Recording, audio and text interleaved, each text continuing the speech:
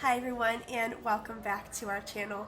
Today is the first episode of a new series we're starting all about processing and storing fresh product that you can buy at the farmer's market.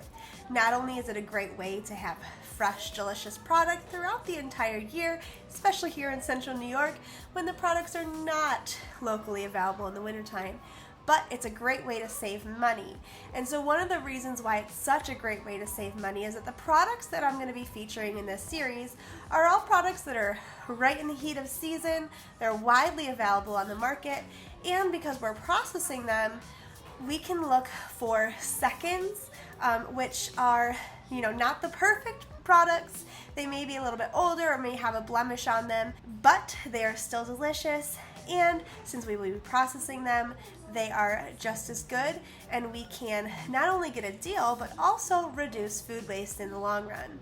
So today I'm going to start off with some really simple products, zoodles, peppers, and onions, all that you can just easily chop up and toss right into the freezer.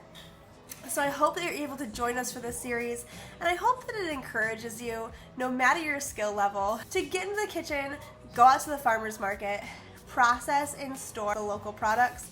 And not only is it going to help you in this challenging economy right now, but it's going to help your local farmer, and it's going to help the environment. So please join us for this series, and without any further ado, let me get into today's video. So this is the tool that I'll be using today to make the zoodles, and it's something I found online, and I really prefer it to the Zoodler or other products that do the same process, only because it's easier to clean and takes up much less space in my small kitchen.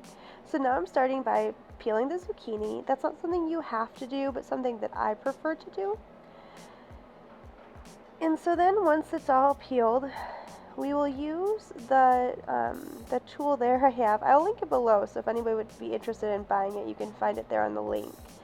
But we just use it just like a vegetable peeler, and it's so quick and easy. It makes these beautiful little, basically spaghetti strands of zucchini.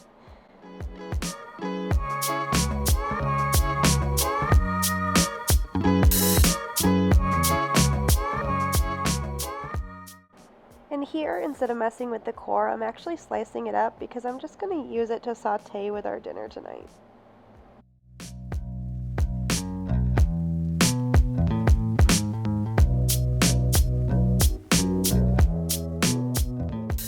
So now I'm moving on to the peppers, and I'm just starting by coring them and then slicing them up.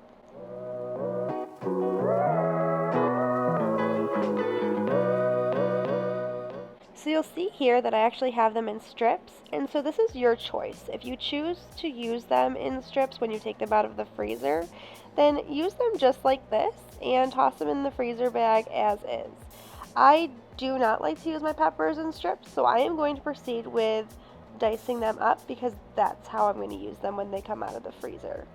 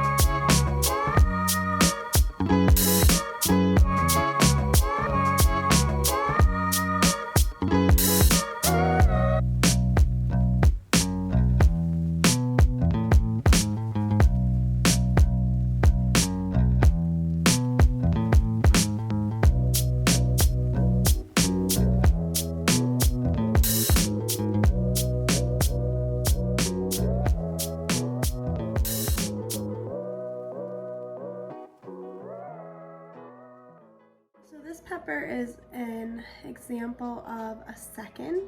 So you can see there are some spots here that I'm not going to eat, so we're going to cut these out, but it doesn't affect the rest of the pepper.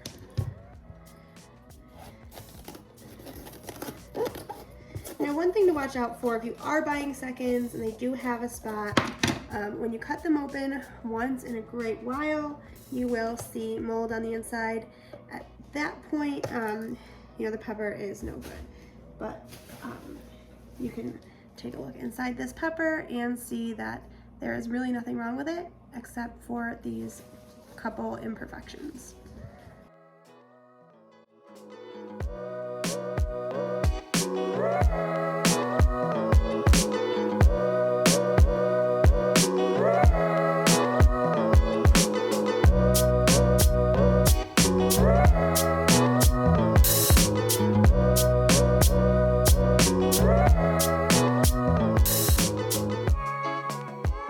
And now that my peppers are chopped, I'm going to move on to my onions.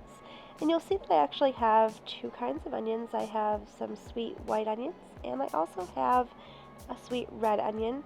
It really doesn't matter what kinds of onions you use. It's really your preference as to whatever you prefer to cook with or for the dishes you'd like to use them for.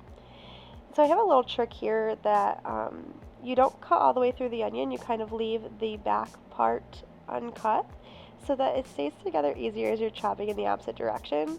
I don't know, this just works easier for me, so if that's a great tip for you, let me know below. Also, if you have a better tip, because I know my knife handling skills aren't the greatest, leave those for me below as well.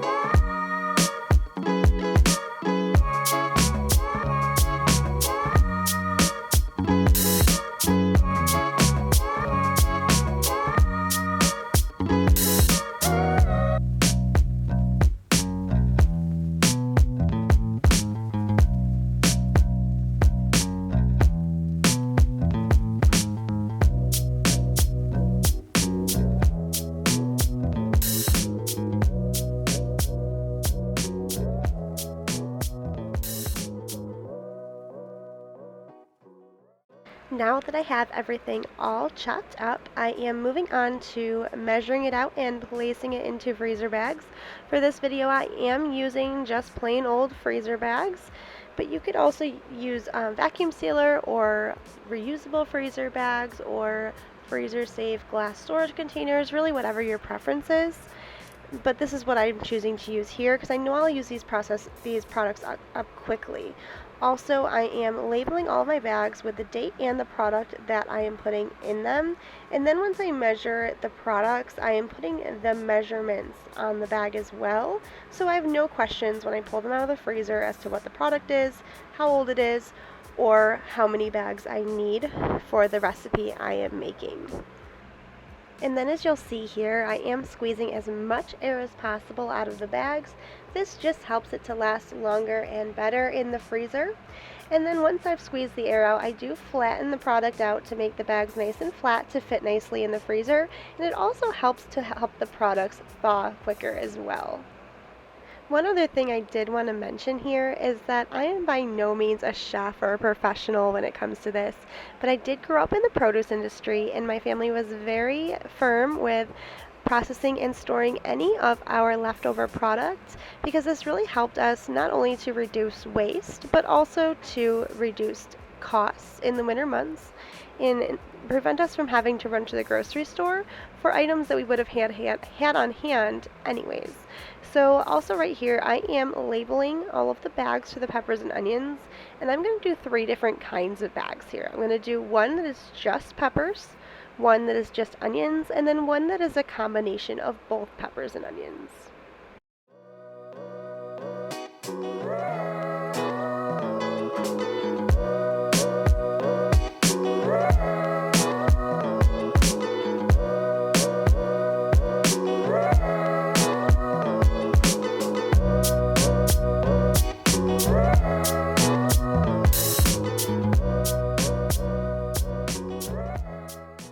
one other thing you will notice in this video is that all 3 of the products that I'm storing do not require being blanched prior to placing in the freezer. And that is actually why these are some of my favorite products to place in the freezer, because it's such a quick process. And so when you have extras, even after just making a meal, it's so easy just to toss them in the freezer.